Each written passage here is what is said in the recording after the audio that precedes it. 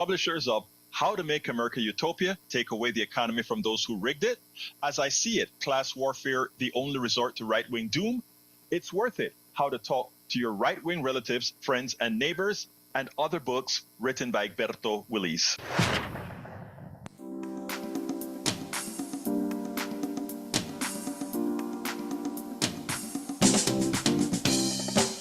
Welcome to Politics Done Right. My name is Egberto Willis, your host. Good morning, Houston. Good morning, Harris County. Good morning to the great state of Texas. Good morning to Northeast Texas, Southeast Texas, Northwest Louisiana, Southwest Louisiana, and all the little nooks and crannies where our 100,000 watt transmitter's signal permeates into that magical box that Howard continues to love, call the good old radio, the FM radio, the HD radio, whatever radio you have. And of course, good morning to those around the world listening to us over the magical waves of the internet, created by whom? None other than we the people of the United States of America and other countries put in the ARPANET together. Well, actually, we put the ARPANET together. We here in the United States put the ARPANET together and created the ability for us to communicate. We the people, not the billionaire. Remember, folks, we the people are the ones that do everything. You know, before I get to Howard and Jack, I interviewed Tom Hartman yesterday. I learned a whole lot in the interview that I did with him yesterday. I'll probably bring that to you guys sometime next week. I'm going to play that today on my 3 o'clock show. But I tell you what, he gave some good insights on why it was, or why it is, that the upper class, the oligarchy, is trying so hard to tamp down on the middle class. And again, like I said, I learned a lot from that exchange that we had. In that it's a worthwhile interview. But before we get started, let's go to the people who really make things happen around here, the geniuses in the studios, also known as Howard Reynolds and Jacques Van Bibba. Well, who are those guys again? The geniuses, man, the geniuses. No, the poor guys who are really good at avoiding real work. And good morning to Vancouver. Why the heck not? There's got to be somebody up here listening. And yeah, I do love radios. I absolutely love radios. Those are the magical boxes, because they are. And you can turn them up. And you can rock the house with them. You can break sheetrock with it. And as I do regularly up here, and I always get in trouble for turning up the music way too loud. Wait, I'm concerned. I missed something from Jack. Did he say something about sheetrock? Yeah, you can break sheetrock. What does that mean? Oh, it means you turn it up so loud, it just rattles the sheetrock and it starts to crumble. Got you. I missed that one. Okay. Hey, wake up, yeah, Big the building here is, I'm crumbling the foundation now with my speakers upstairs. Okay. Sandy comes in and goes, turn that down. Yeah, Dad. I said, sure, Dad. Why not? Why the heck not? One of the things that I have upstairs, and I'm very, very happy to have one of them, is a rare Sansui QRX 6500 that pumps out so many watts it could just blow this building down. And I had that thing rebuilt. That thing is 51 years old, and I had it rebuilt. And man, you want to talk about some feeling. Is that tubes? Are no transistors then, right? Tubes? No, it's not a tube radio. Okay. They were the tube radios. They sort of kind of went out around 1970 or so. This is a 73 model Sansui that just rocks the house. It's one of those quad sets. If you remember those, you may not, because it was kind of short-lived. It was quadraphonic. But they didn't have the advanced technology to actually make quadraphonic work. It was one of the first 4 speakers. There was a station in town here that broadcasted in quad, a couple of them, broadcasted in quad on FM. KAUM was one of them, KLOL was another one. And it didn't really work out, but it sounded fantastic when you got it to work right. Wow. So, and then the Who's Quadrophenia, I'm sure you've heard of that one. No, I haven't, but I mean, by this speech, we can see that you really love radio. I'm learning a lot right here. Let me hear it. What's that other Um, one now? oh, what Quadra something? quadrophenia? Quadrophenia? Yeah. Yeah, the rockers will know that one. It's the Who, and it was one of the albums that was released in quad, where you had four speakers and surround sound, much like you have today. Where they've got the five speakers now Hmm. with the center speaker, but this was a four speaker setup, and that's what this thing does. I mean, you can't play quad with it, of course, because there's nothing broadcast in quad. But it was a big deal in the early 70s to FM radio, and some of our broadcasters here in town uh, adapted the system, and they sounded really great. So I couldn't afford one. That thing was $700 in 1973. Ouch. Yeah. I mean, that's 5,000, dang near $5,000 now if you Yeah. were to go buy one, adjusted for inflation. But I had this thing rebuilt last year because I really, really loved it. I bought it and blew it up, playing it too loud. Couldn't afford to have it fixed until last year, so I got it fixed, and holy smoke, I've been missing out. It So still anyway, works. this long rambling story here has to end because Jack has a half a page of wisdom for us, something more than my prattle. No, stereophonic sound is always in style here. Hmm. All right, good morning, Egberto. Good morning, my brother. Talk to me. Okay, this is going to be about healthcare. We simply must get the insurance companies out from between the doctors and their patients. There's no place for politics in patient care. Single payer would solve so many problems and abuses of the healthcare system. A reasonable tax would be better than outrageous insurance premiums, the denial of healthcare services, and overpriced pharmaceuticals any day of the week. Hey, Egberto, can Yes, you sir. explain to me what single payer means? I don't know what it means. I mean, Okay. I'm ignorant here, Oh, but no, you know no. what it means. I am glad that you asked that because I mean, and that Jack mentioned that because it is so important. They give it all kind of bad names. Single payer simply means that one entity, whether it be the government, a nonprofit or whatever, gets all the bills and it pays it all out. And let me tell you the difference about that from what we have now. Right now, we have insurance. We have several insurance companies. We have uh whatever man, it's amazing. I can't think of not one insurance company. But anyway, we have many insurance companies, right? Whether it be Cigna, whether it be whatever. And each of those insurance companies get your bill from the doctors or whatever, and they pay the bill. You pay the insurance companies to go ahead and insure you.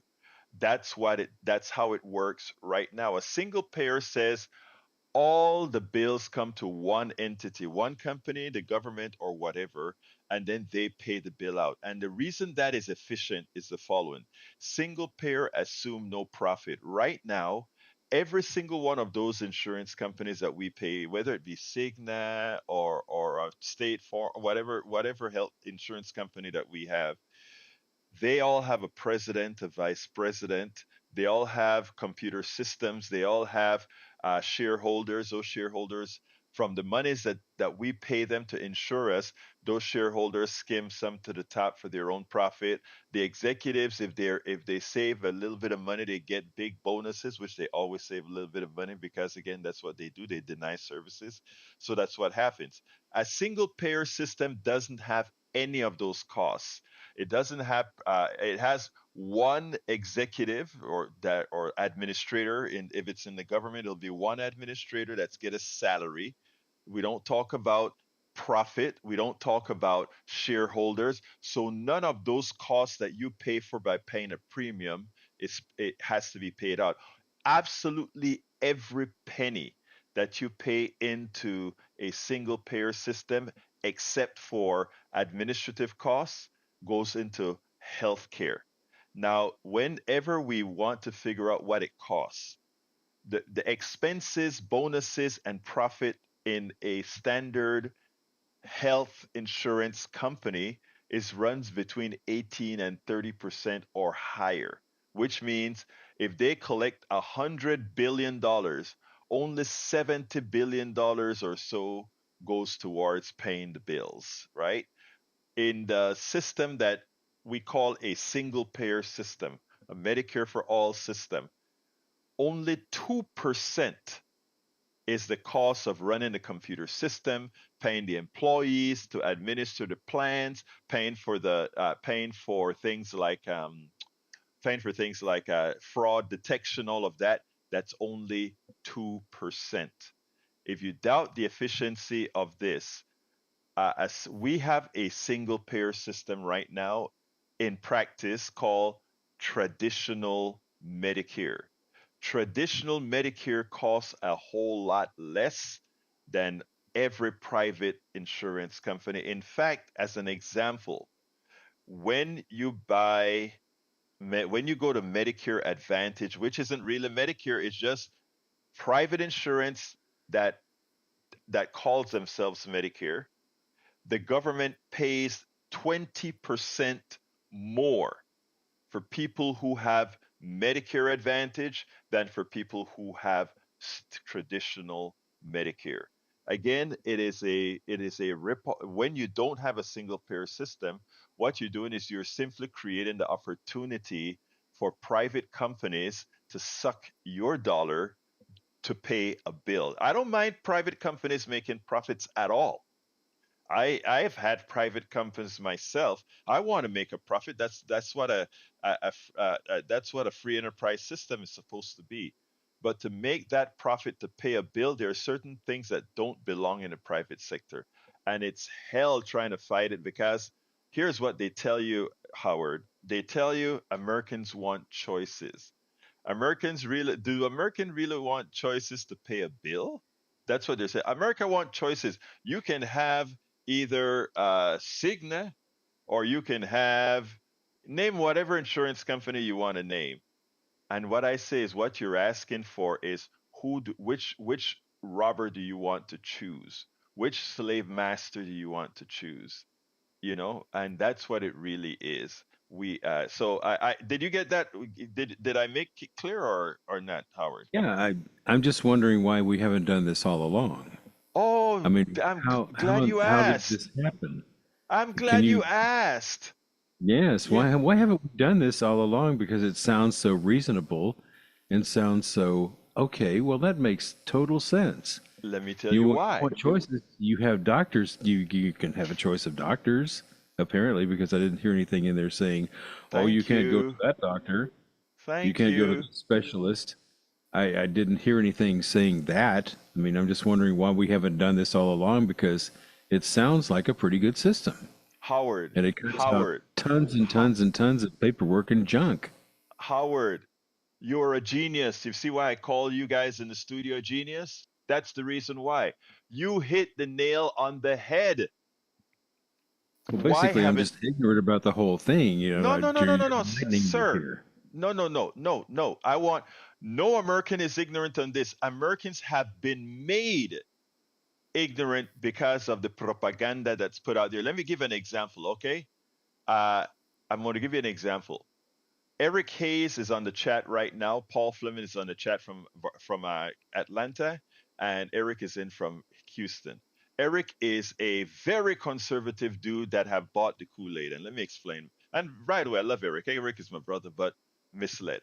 He says, "Don't kid yourself. Still have bonus, etc." And nonprofit administration. Then he says, "Someone will get screwed in social medicine or otherwise." Really? So the corporations market it as somehow we're giving Americans choices when they can go with Cigna or they can go with some other health insurance company. When what they're saying is you're choosing who do you want to screw you. And you mentioned a very important fact, Howard. You asked, wait a minute, you didn't mention anything about not being able to choose my doctor. That is a wonderful thing about single payer. Single payer is freedom because it says one person or one entity pays the bill, but you can go ahead and go to the doctor that you like, go to the doctor that's serving you. When you go to a health insurance company right now, they make all kinds of deals with different doctor groups. And then they tell you in network, you can go see this doctor, this doctor, this doctor, and it doesn't cost you or it doesn't cost you too much. But if you go out of network, you pay an arm and a leg. And when you're in the hospital, here's a big deal. Many times, whenever you're in the hospital, you see a doctor put his head through the door, and then he just comes in, he takes your vitals, and then later on, a couple of months down, you see a bill on your insurance company, I mean, a bill in your box, and it says insurance company didn't pay. Well, this doctor at that hospital came, saw you, went ahead and bill you. It turns out he's not on that particular preferred insurance plan. And guess who gets stuck with the bill? You do. That's what happens when you don't have single payer like we have today. When I talk about these systems as being a fraud and just there to rip off the middle classes and the poor, that's what I mean. Yesterday morning after I got off the show here, I was on WAOK in Atlanta. They asked me to guest on the station, and we're talking about some of this. And it's amazing because when I called a part of the economy of fraud, I got pushback, right? And then when I explained it, it was like, oh, okay, I see what you're saying. We are so ill-informed just because they want a few people to make a dollar on our backs. But anyway, let's go to brother. Before I get started, I got to go to, let me tell you what the show is about first. And then I'm going to go to Janet. Today's show is titled Ozempic and Wegovy Corporate Greed Pricing. The second item is an interview with Chuck Pennacchio. Chuck Pennacchio is a supporter of universal health care, but since we know we can't get it right now on the national level, he has started it on the local level with California, I think, Oregon, Maine, and Washington, I believe, to try to get it on that on the state level. We probably won't get to that, so you'll probably have to go to the newsletter to see it. And as well, we have my interview on WAOK. But again, you'll probably have to see that on the newsletter because I know the calls are going to come in after I do the Wegovy stuff. But for now, I'm going to take the first 3 calls that came in before I do my monologue. So let's go to Brother Johnny. Good morning. And I remember back in 1973 or 1971, one of our scoutmasters who had a nice air-conditioned luxury car, his car was equipped with those speakers. And he played Emerson, Lake and Palmer on his A-track. And I went, wow, that was something else. And so I was hooked. And then all of a sudden one day it went away. And I said, what was that all about? Like the 8-track tape system. So anyway, there's that. So I understand Captain Reynolds Rap's affection for it. Why not? Why not, right? But it's weightless, so why not 8-track tapes? Anyway, so we improve over time. But here's the thing about universal health care. When I first heard of universal health care years ago, and then a few years after that, they started talking about single payer, I thought to myself, that sounds kind of redundant because when you think about what universal health care means, the payment itself is implied that you don't handle the payments anymore. You pay you have your tax deduction like you do for FICA, and your boss pays in, and hopefully you have a tax code system where it's progressive enough like you had in the Eisenhower years, and there's enough money to pay for it, and the government has caseworkers whose job it is to process payments for you.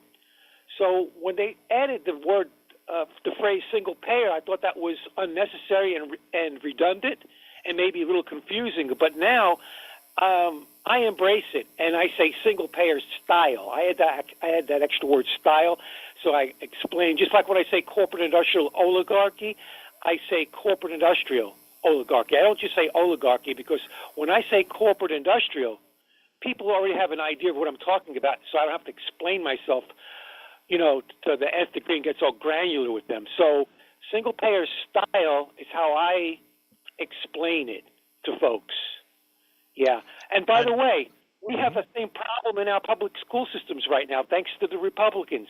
The way they are dumbing it down our populace, and they're enriching themselves with corporate CEO salaries and pay packages and advertising budgets and fancy office furniture and office space, just like insurance companies do, who do nothing but pay the bills, so to speak, but also wet their beaks at the same time. And you know that I know that eventually somebody has to not get health care in order for them to wet their beaks. Well, So that's what there's they do. that. That's why there used to be a time you never had to, a doctor didn't have to call to get permission for to get you service by an insurance company. Now doctors have to get what's called pre-authorizations to get things done. So your doctor may say, you know what, I need to do this test to determine what's wrong with you, but I need pre-authorization. He calls up the insurance companies and they say authorization denied. My wife had a severe anemia. Because she has lupus and she was going through some stresses with shingles. So her levels really tanked to near fatal levels, and they prescribed her this. It's an expensive drug to boost your hemoglobin. I don't remember what it's called, and they actually they denied it.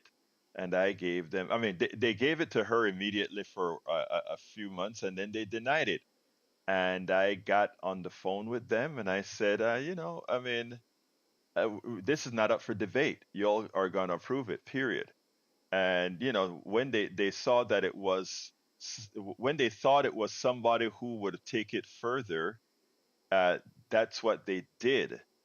But the problem is most people, when they're denied these services, they just go ahead and say, okay, well, I guess I can't have it. They cave. Right, they They cave. cave.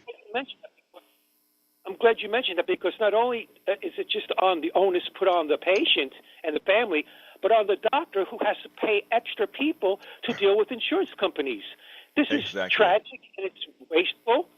It's wasteful, and if we eliminate all that, guess what? We can afford to cover. We can afford to provide health care to everybody. It's not just a piece of paper anymore. I don't want health insurance. I want health care. Johnny, Johnny, please hold a second, because I want to show the misinformation that is out there, because Eric Hayes is on the chat and I want to read what he said. This is very important. I imagine he copy pasted it from some right wing place or something like that. Here's what he says. Single payer cons, higher taxes. Some argue that raising taxes to fund single payer healthcare would harm the economy. Reduced choice. Some opponents believe that government control of services would reduce individual choice in healthcare decisions. Longer wait times, increasing access to care without increasing the number of providers can lead to longer wait times. Doctor departures. Some opponents believe that doctors would leave the state to practice in other places. Ration care. Some opponents believe that patients' needs would overwhelm providers loading to ration care.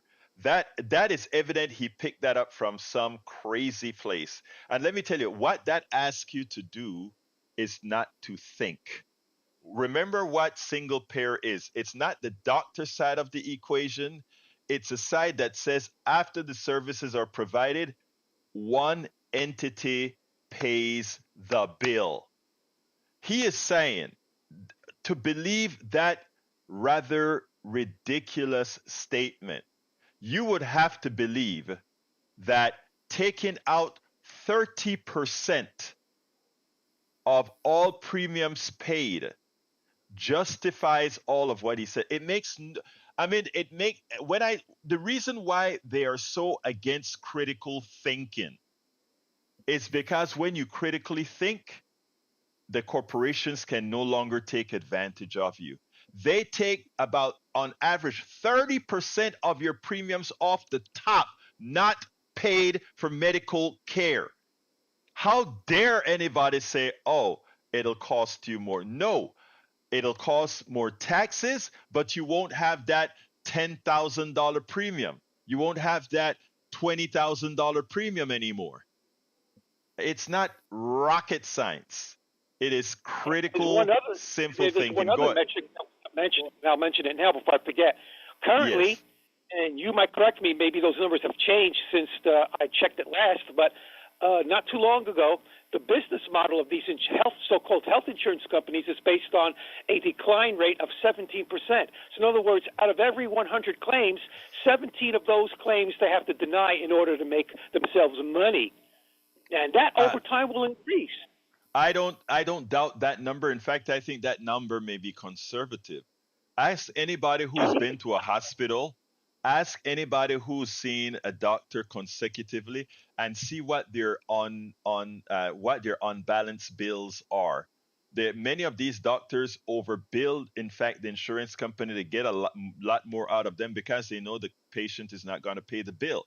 Right now, I can tell you, my wife had 2 stays in the hospital that cost tens of thousands of dollars, and now there are several companies coming to say, "Oh, you owe this, owe that." I told her, "Let me handle it. I'll take care of it." And they're getting, after I see what the insurance company have paid them, they're getting zero. Take me to court.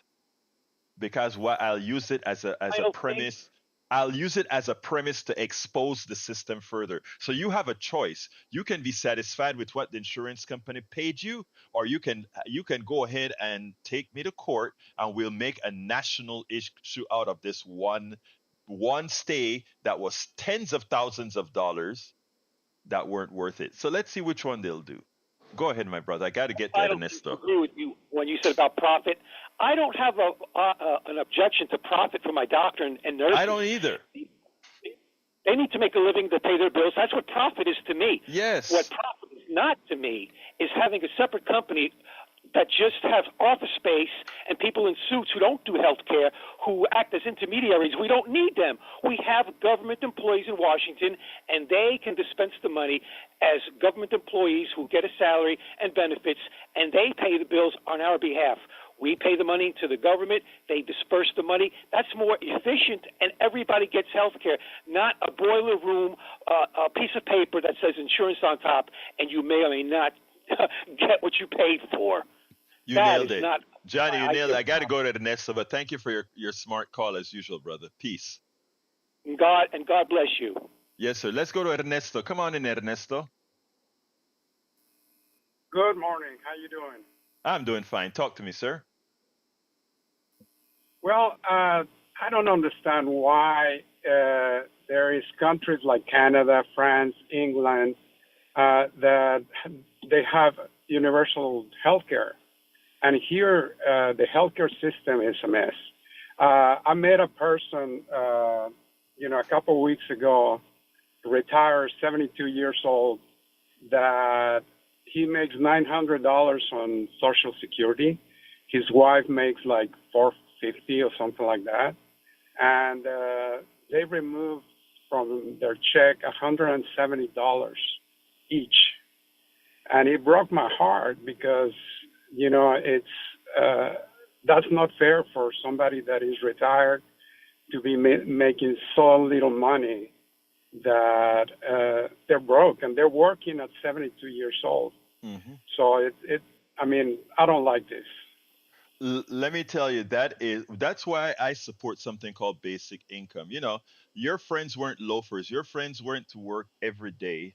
They went to work every day, and they probably didn't have enough money to save. They probably only had enough money for their daily lives and dependent on Social Security to live. A lot of people like to say, well, Social Security is not there to give you a retirement. You need to put away money, etc. But at the same time, the same people that are telling you that are not supporting the policies to make sure that companies pay you a living wage that allows you to save money. They are unempathetic in thinking absolutely everybody should have disposable income that they can save some. Not everybody has that disposable income to save. There are a lot of people doing very important work that pays very little. That is why we need something called a basic income, where those people are taken care of. Society depends on them just like they do depend on a doctor, a lawyer, an engineer, or anything else. We should have a baseline above poverty. Anything else, my dear friend Ernesto? No, no, that's it. I'm just that was my pet peeve. Thank Thank you, you. my brother. You have a wonderful day. Let's God go to bless brother Augie. Come on in, Augie. Good morning. It seems Good people morning. forget their history around here. Uh, medical care was a service profession until Nixon. The day before he got kicked out of office, there was a recording that was played here on KPFT because Nixon taped the White House. He bugged it, and there was a recording of a staffer coming into his office for him to sign a bill, and the bill is creating HMOs. Nixon asked the staffer, "What's this?" And the staffer said, "Oh, it's creating HMOs." And he asked, "What's the HMO?" And the staffer said, "Well, that's the Health Maintenance Organization." "Oh, yeah? How does it make its money?" "Well, it makes money by denying its customer service." Denying customer service? Wow, that's great. Let me sign that bill. And ever since then, healthcare became a for-profit profession instead of a service profession. And AMA controlled medical schools, how many students they would be allowed. And they made sure to keep it low because they didn't want all these doctors flooding the market, and it'd be more competition for the doctors they had. And when I moved here in Houston in '88, I read the paper, and every Christmas, and after '88 and a couple of years later, on the front pages of the business section would be Cigna and Blue Cross and all these other people talking about their representatives that people would call in to get medical care, how much bonuses they got for denying people medical care. And it was like over $100,000. And these were people that were denying people medical care. And I remember I was lucky I had a union medical plan. And when I was retiring, I said, "Man, I better get my operations and whatever else I need." And I needed a belly button hernia operation. So I'm in line at this clinic, and right behind me is a businessman. I could tell by the way he was dressed and all that, and everybody was getting a hernia operation. And the nurse is getting him ready to go in the back for his operation, but then another nurse comes with a telephone and said, "Oh, here's your insurance company. They're saying you have to pay for your anesthesiologist." And he said, he blew up because he had called like several months before, telling him he's getting a hernia operation, and they knew everything. They knew the doctor and the hospital he was going to and all that. And now he's getting ready to go, but they're not going to give him his hernia operation until he pays for the anesthesiologist, which is several $1,000s. And I don't know how it turned out because I had to go in and get my operation. And about choices, Howard was talking about choices of doctors. Well, it's not your choice. You don't get to pick your doctors. The company picks the network of doctors. They tell you what choice you got. And the choices are within the state. If you travel out of state, and like people like to travel around the country, if you're out of state, you're probably going to be out of network. So if you go to East Coast or West Coast, need a medical problem, you're probably going to be out of network. And a lot of people don't realize that.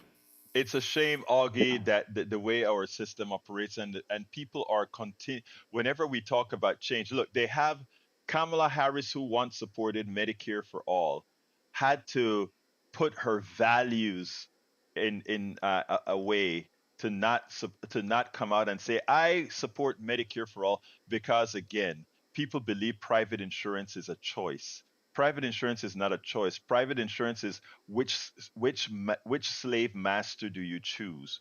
That is you being a slave and selecting who you want to be your master. And it is so hard to get the message out when there are so many liars out there. I mean, when you see somebody like some of the folks, one person in the chat, all the others they know the truth, but one person in the chat completely brainwashed by the system, and they are really some of the clear and present danger to our society. the willfully gullible. But anyway, Augie, I got to go to Harry.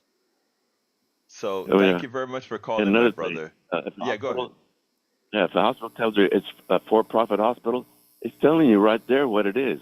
It's for the profit. Exactly. It's not for your Exactly. care. Hmm. Okay. All Absolutely. right. Well, thanks a lot. Anything. Bye-bye. Thank you very much, Augie. Let's go to Harry. Come on in, Harry.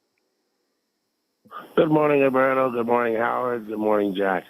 Well, what you were telling Ernesto there is what Andrew Yang, when he was running for president, and Henry Wallace talked about this when he ran in the 40s, guaranteed income where Americans get 2,000. Well, Andrew Yang was saying like 2,000 a month, but how we should have guaranteed income to help people so then they can afford their bill, to help them with their bills, with their insurance. And as you always point out on this when you talk about health care, get those premiums, so those premiums can be brought down, get rid of what the mayor of politics and Wright was saying earlier, get rid of the insurance man and have a single payer.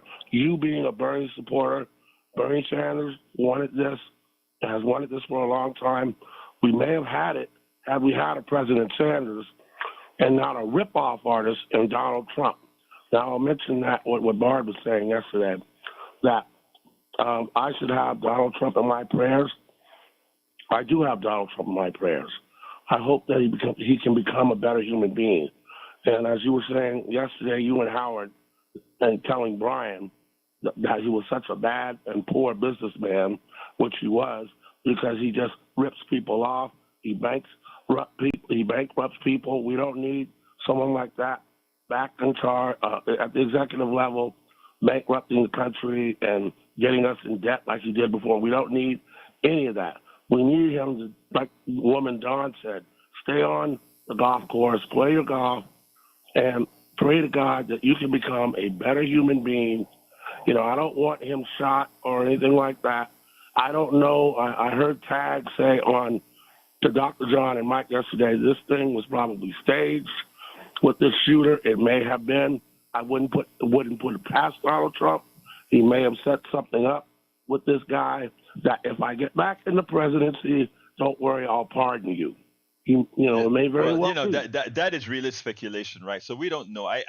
What I suggest, I speculated yesterday too. I'll be honest with you, and I said I think it's pretty much on the it's on the other side. But so I go back and forth with actually with similar to what you just said, that it doesn't blow past me that all of this is rigged. But again, I know nothing of that, so I can't promote any of that. Yeah. Yeah, putting it past Donald Trump. One other thing, Elon Musk is supporting what Trump and J.D. Vance are saying with the Haitians about eating cats and dogs. And I was listening on NPR, listening to Democracy Now! Amy was interviewing people about that in Springfield, Ohio.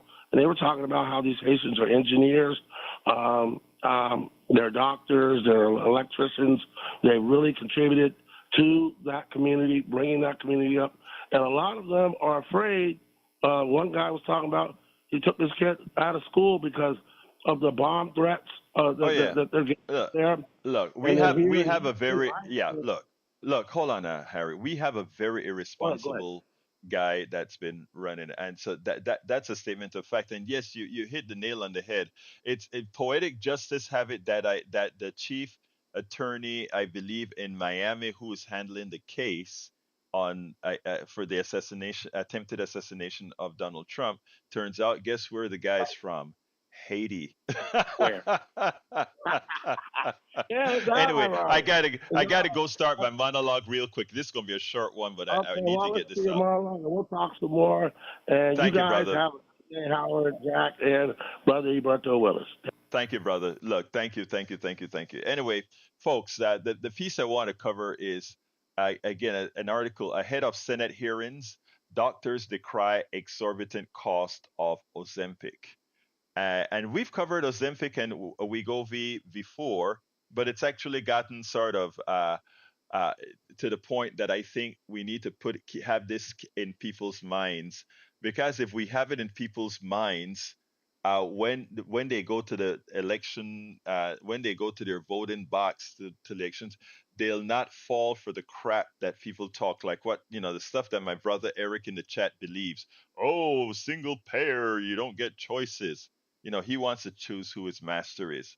I don't, and I'm sure most of you don't. Uh, anyway, as the U.S. Senate prepares for hearing on Novo Nordisk overcharging Americans for Ozempic and Wegovy, Senator Bernie Sanders on Monday released a letter from 253 health professionals asking Congress to take on the exorbitant prices set by manufacturers for insulin, non-insulin diabetes, and weight loss medications. The clinicians wrote that drugs including semaglutide, marketed by Novo Nordisk as Ozempic for diabetes and Wegovy for weight loss, and tirzepatide, marketed by Eli Lilly as Mounjaro for diabetes and Zepbound for weight loss, have been revolutionary in the management of chronic diabetes and obesity. However, even the most transformative medications cannot help our patients if they cannot afford them, states a letter which is addressed to Sanders, chair of the Senate Committee on Health, Education, Labor, and Pension, and Senator Bill Cassidy, the panel's ranking member. Studies have shown that, listen to this, I want everybody to listen to this in detail. Studies have shown that semaglutide can be manufactured for as little as $5 per month, substantially lower before. Again, semaglutide is the chemical inside of Ozempic, is the chemical inside of Wegovy. Remember, Wegovy is just a higher dosage of Ozempic, okay? Those are brand names. The chemical is called semaglutide. Semaglutide can be manufactured for one patient for $5 a month. $5 a month. You know how much it's cost in the United States of America? For Ozempic, it costs $968 per month. For Wegovy, which is the one for weight loss, $1,349 per month. For insurance companies that cover it, you don't see the price, but that's what the cost is. If it doesn't hurt you that a product that costs $5 to make is sold that way, which save lives. Now, it saves people's lives.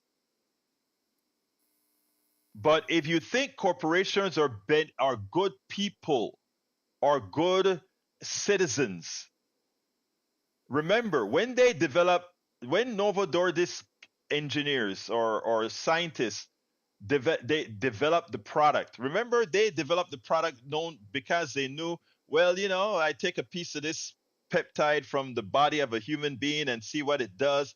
They do that kind of research for a few years, and they are able to do that research because of the composite knowledge that came before them. Remember, all the chemical calculations that they are doing, who developed the semaglutide, they learned it from some university. That university learned it from some other university. That other university learned it from some other university. So every scientist builds upon the work ethic, the studies, the research of other scientists. So this particular one found out that, hey, this stuff emulates a PEP1 or whatever it's called. And they develop a product out of it that costs them $5 to make. But it's not only that it costs $1,349 per month here in the United States. The same company, Novo Nordisk, sells Wegovy. What it sells for $1,349 in America, they sell it in the United Kingdom for $92. $92. Really dólares, but I like to call dollars pain. $92, $92. In the United States, it costs $1,349. They sell it in Denmark for $186. So you see, Americans, we are the suckers of the world. They know that we are accustomed to just being ripped off in the healthcare industry. So while other countries go ahead and charge fairly reasonable prices, we get stuck paying these ridiculous charges, extracting our monies because they can. And for those who say, well, if we don't allow these people to make a profit, which they can make a huge profit, if we don't allow it, somehow innovation will stop. That's crapo. The people who are making the profits from that $1,349 sale isn't the scientist that developed the drug. It isn't the engineer that developed the drug. It isn't the engineers and the people on the factory floor that are producing the drugs. They aren't the ones seeing the profit from charging $1,349. It is the shareholders sitting on their butt with their pool drinking some tea. It is the bonuses going to the executives that are making the profit on your back. You are the ones. When you see them flying in their private jets, when you see them living in their penthouses in New York, you are the one. That's your money. And people would have you believe that somehow you are asking for something for nothing. It's not the case. You are just asking not to be ripped off. You can further read the paper in my newsletter at politicsdoneright.com/newsletter. politicsdoneright.com/newsletter. But it upsets us, and this is with this Novo Nordisk, Wegovy, and Ozempic. But it's the same thing that applies in product after product after product. This inflation that we talk about, that Eric likes to call Bidenflation because of not wanted, because he chooses to be willfully ignorant in how our systems work. You heard what Kroger did. They increased the price of eggs above and beyond their increased costs because of the oil companies stiffing us all as transportation and all these things became more expensive because they created a false shortage. Folks, we got to wake up. All right, I got a lot of calls coming in again, and so I'm going to have to give everybody 1 minute because we're close to the end. Come on in, Raymond, line number 2.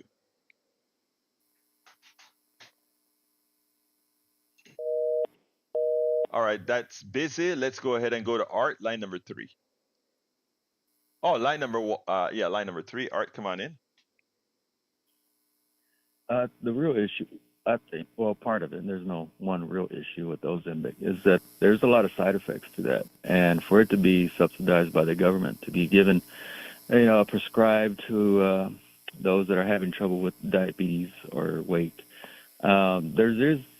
there are other ways to control that, and that's through the diet. I can say that because, being pre-diabetic myself, they try to get me on that. My insurance would have covered it, no problem with that. The thing is, I didn't want it. There's too many side effects on it. Right. And now they frown upon, if you go to the gym and you try to eat healthy, they consider you, some, not all, will consider you, a far right just for working out. And it's stupid. Whoa. Hold on 1 second, my dear brother. My brother.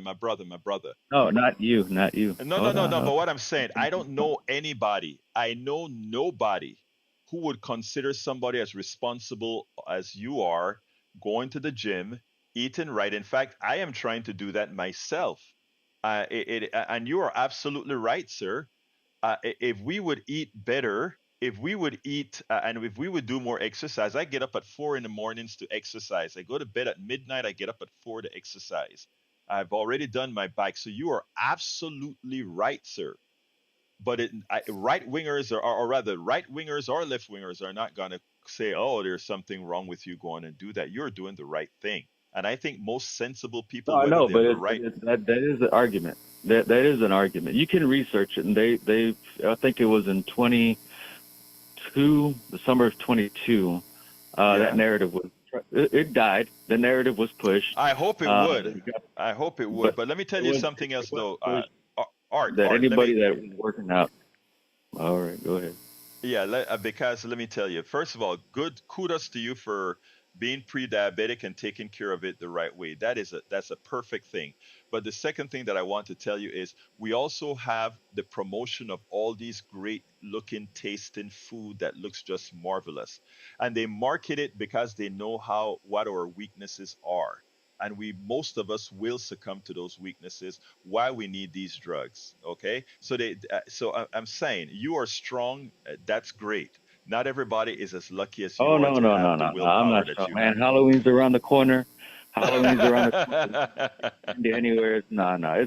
It is tough out there, and I give it to those people that are trying to, they're struggling with weight. Some are not even weight. They're high blood pressure, cholesterol, Right. whatever the case. Not everything can be controlled strictly by diet. Some medications are needed.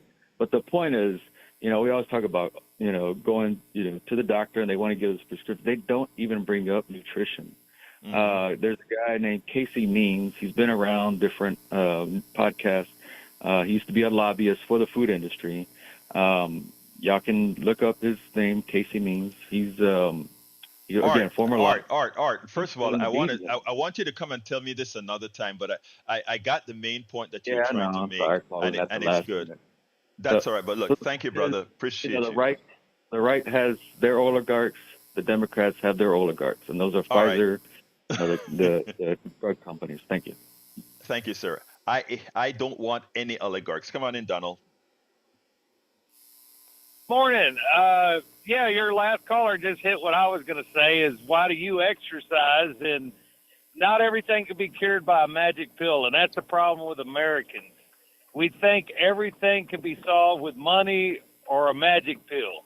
We have to look at the root cause first, look at the genetics, see what your genetic disposition is, and then go from there, because your body fat is what, 8%, 9%? Just looking at pictures. And you maintain that through diet and exercise. Let me tell you, I do the diet and exercise because I want to control my blood pressure, my cholesterol, and I hate the medical system. I think the medical system is a fraud. And not only that, I'm going to say something that's going to shock a lot of people, but black men don't get good care in the healthcare system. And I know that, I try not to be racial, but when I had a doctor tell me, don't bother coming in because, we don't find things there are a lot of incidents that I've written about. My sister is a doctor and she confirms this. She said, unfortunately, that's the case. My daughter graduated medical school and she said the same thing. Unfortunately, that is the case. So I know a lot of people will take objection to that, but that's just a reality. I got to take care of myself. And that's why I work out. That's why I try to eat right. I have high blood pressure and I try to maintain it as best I can with the exercise and diet. Anything else, Donald? Oh, yeah, this one's for Howard. If, Howard, you get a chance up on 45 in the Woodlands, go to Best Buy and look at their Magnolia Center because they have Macintosh tube amps. And if your budget's around 40 or 50 grand, they can make you a awesome system that you can hear everything in the way it was originally recorded. And that's it. Thank you very much, Donald. Donald's a good guy. Donald is a good guy. Okay. Yes, sir. You too, sir. Take it easy. All right, Brian, 1 Bye-bye. minute. Come on in, Brian. Brian, Margaret 1 minute. Thatcher. Okay, yeah. Good morning, everyone. Margaret Thatcher had a meeting with Mikhail Gorbachev long time ago, and he asked her, "Who sets your prices for all this food? I mean, who buys all this food? The price sets the price," was Margaret Thatcher's answer. And then Mikhail Gorbachev, he comes to the United States, and this is a true story too, by the way. It's not a fantasy. He went to a Randall's in Clear Lake. And that one thing changed the world right there. That was the downfall of the Soviet Union, because he asked the grocer, "How do you get pineapples in the middle of how do you get pineapples from this far away?" And they were shocked. They couldn't believe that price control. And who wants to do this now? Kamala Harris. All right, let me answer. My question to you is simple. Do you think companies should charge whatever they can. In other words, Ozempic, which is providing a drug that many people need, do you think it's okay for them to sell it for $1,300 in America and $92 in England? You think that's okay? Okay, is that English dollars or U.S. dollars? U.S. dollars. What's the currency rate? And English don't use it. England uses a pound, not the dollar. But when we convert it to dollars, it doesn't matter. They pay $92. They pay $92, and we pay $1,349. We're talking same currency here. Do you think that's okay? Oh, it's not. No, it's not. No, I don't. It's not the same currency, by the way. Brian, I said we've converted it, and it's equivalent to $92 in England, $1,349 in the U.S. That's what it is. Now, answer me: is that correct or not? Is that okay or not? I'm going to say probably no. But okay, thank you. Well, then, stop. Then, so you agree with me? You agree with me? And what I'm showing you is when I show you the wait, Brian, let me finish, please. When I show you the reality, Brian, you see the evil in what I speak about, and then it goes against what you've just said. Because again, if you don't think that we should pay $1,349 for what they charge England $92 for, then if you think that's wrong, you agree with me that something needs to be done. No, I don't agree with that. It's called a free market enterprise. So you're saying it's okay then? It's okay for them to charge us $1,349 as they charge Great Britain $92. It's okay. That's okay with you. No, there's something wrong with your math. There's something wrong with your math. Okay, and, no, sir, no, there's nothing wrong with my math. I just gave you the absolute statement. I gotta go, but you look it up yourself. Anyway, my math is perfect. Please let me go to the studio. Go, my brother. All right, we got a couple of things coming up here on KPFT our listeners will be interested in. General Manager's Report tomorrow morning with UTalk. It's from 8 until 9.